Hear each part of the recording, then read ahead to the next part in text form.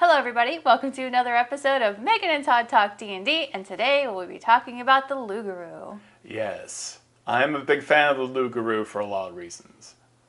Name one. Name the biggest one. I'll name the biggest one. The big glaring reason. Yeah, so I hate Remove Curse. It's a 3rd level spell. It is a catch-all for getting out of curses, and I can't stand this spell. I think it very much devalues the concept of lycanthropy. As you can see it in the monster manual, also the Dungeon of the Mad Mage has werebats, and if you catch lycanthropy, you can just dismiss it with a Remove Curse. Mm-hmm.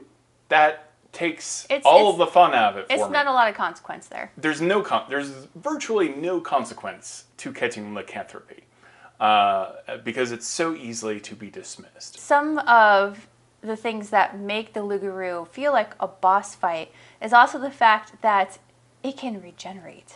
Yeah, it regenerates a ton of hit points when you're in combat with it. It is an apex predator. You know, its bite can give you the lycanthropy. The DC save on that is much higher than most lycanthropy. Mm-hmm. And even its claw attack will, if successful, knock you prone.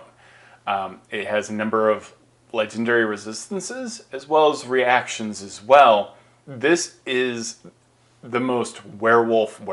Yeah. This thing can scrap with the whole party and potentially take a bunch of people down. Yeah, so you better come correct with a weapon that does silver damage to prevent it from regenerating, because it regenerates 10 hit points every turn. Yeah, which is pretty standard for regeneration, but nevertheless, it's terrifying. Mm-hmm. This thing is great at taking down party members. The thing that we are talking about what I like about it so much is it makes werewolves scary again. Yeah, it definitely makes them dangerous again, and you can't just remove curse.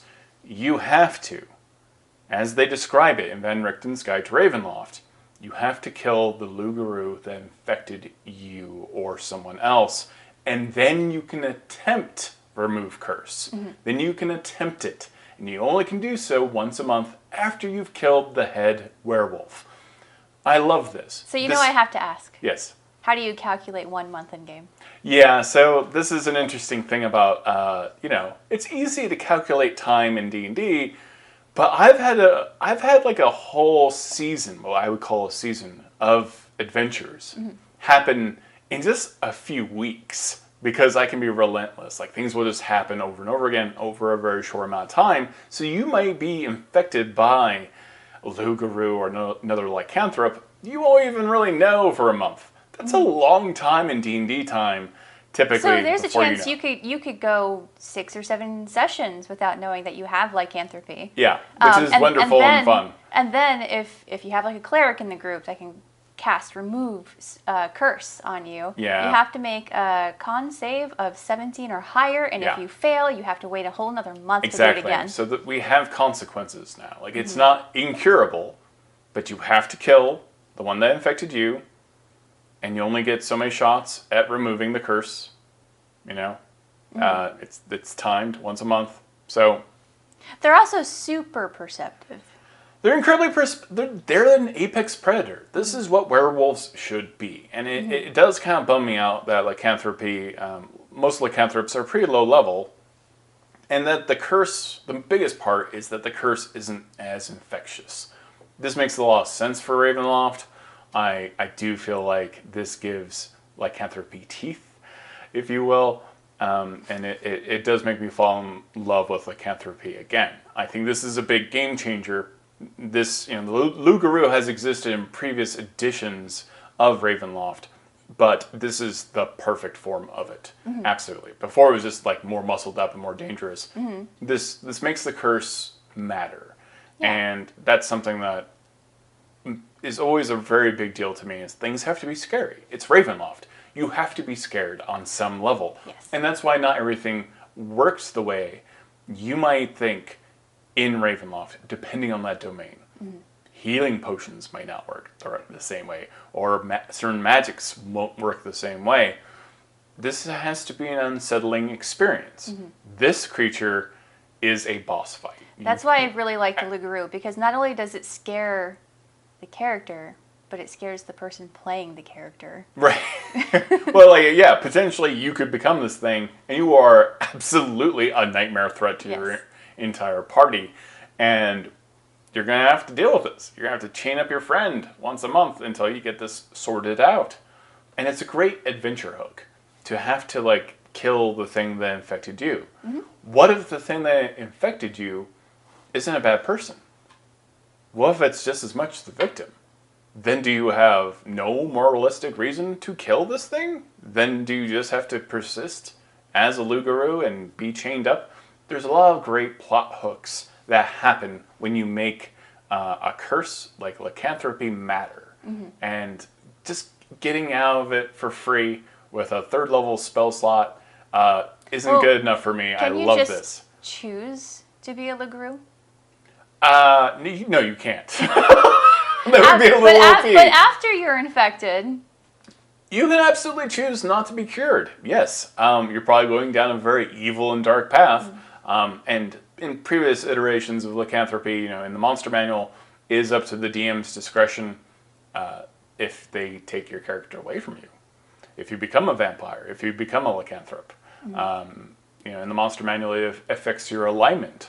I don't know that I would necessarily bother changing my alignment personally or someone else's alignment based on that. Like, I've always wanted to play Werebat. I'm Werebat obsessed.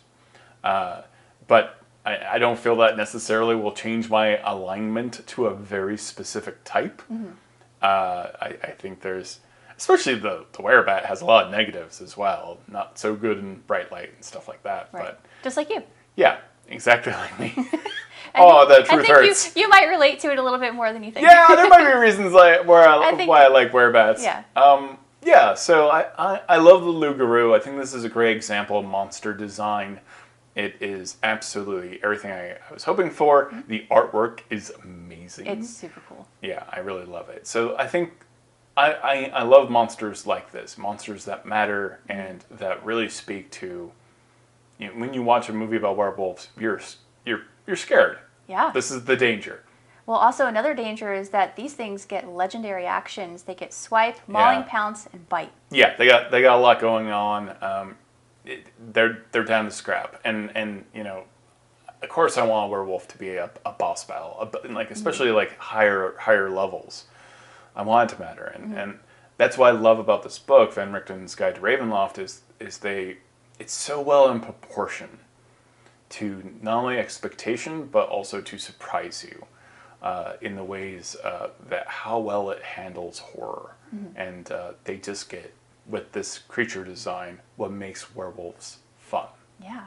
So for anybody who's not familiar with legendary actions, what does that get the Loup-Garou? How is that different from a regular action? Yeah, legendary actions basically mean, like, it doesn't matter if you got the jump on this thing, it can take an action at the end of your turn and start attacking you and multiple people. So, it makes it capable of fighting off an entire party of adventurers without just waiting for its initiative to get its furry butt handed to it. So it's really important that we have legendary resistances, legendary actions to mix up combat and make a singular creature and foe truly dangerous to a party. So, yeah, that's how I feel about the Loup-Garou. I think it's great design, and definitely an example of the type of monsters you are going to get in Van Richten's Guide to Ravenloft. Yeah, this is just one small example. I'm usually not afraid of werewolves, but this scares me to my core, and I cannot wait to encounter it. We have a lot more episodes coming up of other monsters in Van Richten's Guide, and stay tuned and check out that playlist. We'll see you later, everyone. Bye.